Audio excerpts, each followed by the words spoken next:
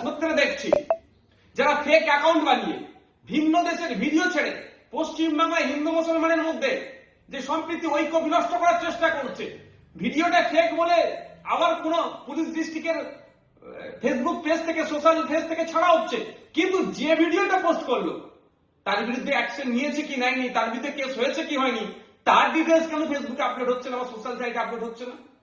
একটা দেখছিলাম মালদা জেলায় একটা ঘটনাকে কেন্দ্র করে সেখানে নাকি সমস্ত হিন্দুদের নামে মামলা দিয়েছে বলে একটা কাগজ ঘুরছে, সেটাও আবার মালদা জেলা পুলিশের পক্ষ থেকে ফেক বলে বলা হয়েছে।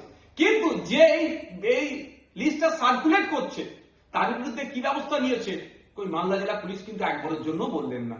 এগুলো হচ্ছে আপনার অ্যাডমিনিস্ট্রেটিভ মিটিং এ বলিষ্ঠ কণ্ঠে রাজ্য সরকারের প্রধানকে বলা দরকার, তা না করে এখানে এসে মুসলিম সমাজের মানুষের কাছে রেডিমেড মঞ্চ, লক্ষাধিক মানুষ আছে সেখানে এসে ধর্মীয় মঞ্চকে রাজনৈতিক মঞ্চ পরিণত করে এই ধরনের বলছে। আমরা এর বিরোধিতা করছি।